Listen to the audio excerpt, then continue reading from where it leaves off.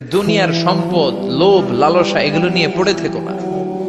এই যে আমাদের ফ্যামিলি, আমাদের বাচ্চা কাচ্চা, আমাদের এত টাকা পয়সার হিসেব, মাস শেষে বাড়ি ভাড়া, গ্যাসের বিল, এইটা সেটা, আপনি কি মনে করছেন যে আপনি চলে গেলে এগুলো থেমে থাকবে? কিছুই থেমে থাকবে না, সব চলবে আগের মতো, থাকবেন না আপনি। এজন্য শাহাদাত ফয়সাল ওনার ফেসবুকে সর্বশেষে লিখে গিয়েছিল, আমি হীন দুনিয়া, মানে এমন দুনিয়া যেটাতে আমি নাই, সব চলে, সকাল গড়িয়ে বিকেল হয়, শীত শেষে গ্রীষ্ম আসে, দিন শেষে রাত নামে, সব চলে, নাই শুধু আমি। চিল্লায় বলেন ঠিক কিনা? তো এজন্য এগুলি একটু ভাবেন। অনেক ব্যস্ত আমরা, এই দুনিয়ার পুরো জীবনটা এটা হচ্ছে লালসাময় একটা জীবন, লোভ, মরিচিকা, মায়াজাল। এই মায়াজালে আমরা আটকে আছি, ফলে মৃত্যুর কথা আমরা ভুলে গিয়েছি, পাগলের মতো ছুটছি। আরো টাকা লাগবে, আরো খ্যাতি লাগবে, আরো যশ লাগবে, আরো দাপট লাগবে। আমার এত টাকা দিয়ে কি হবে?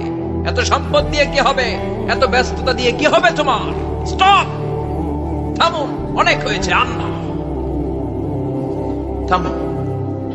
Take a rest, take a breath and think about death.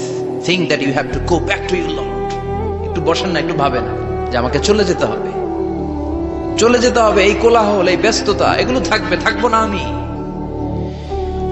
সাইয়েদনা Omar Faruk বলেছেন, মুতু ক্বাবলা আন তামুতু, মরার আগে একবার মরো।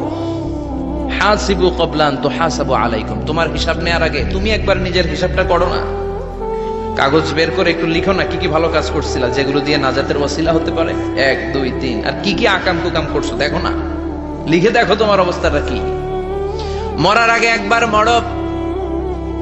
মরার আগে খাটের মধ্যে শুয়ে শটান করে চোখ বন্ধ করে একবার মরার ভান করে দেখেন কেমন লাগে।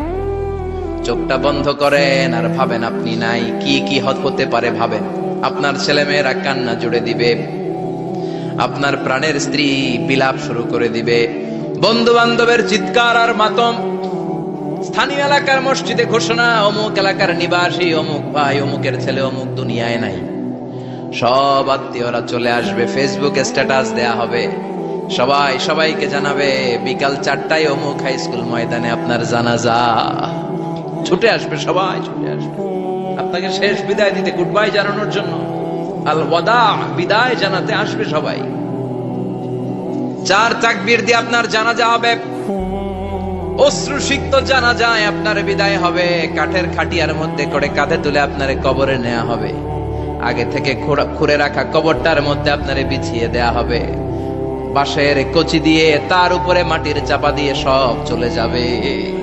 ভাবেন না একবার চোখ বন্ধ করে, this is the circle of life, this is the nature of life. এটা সবার হবে, আমার হবে, আপনার হবে। এত মায়া, এত ভালোবাসা কই যাবে? কেউ থাকবে না, সবাই আপনার অন্ধকার কবরে রেখে দিয়ে চলে আসবে। উপরে বাঁশের কঞ্চি, তার উপরে মাটির চাপা, অন্ধকার আর অন্ধকার। এই অন্ধকার যেন শেষ হতে চায় না, শুধুই অন্ধকার, ঠিক কিনা? এজন্য আমাদের চলে যেতে হবে। দাদা গেল, চাচা গেল, মামা গেল, আমাদেরকেও যেতে হবে, জোরে কোন ঠিক কিনা?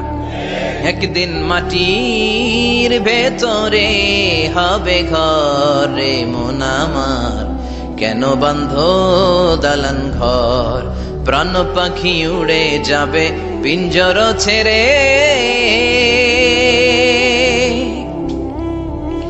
ধরা ধামে সবই রবে, তুমি যাবে চলে, বন্ধু বান্ধব যত, মাতা পিতা দ্বারা সুত, সবই হবে তোমার পরে মন আমার, কেন বান্ধ দালান ঘর, একদিন মাটির ভেতরে হবে ঘরে মন আমার, কেন বান্ধ দালান ঘর, ঠিক কিনা?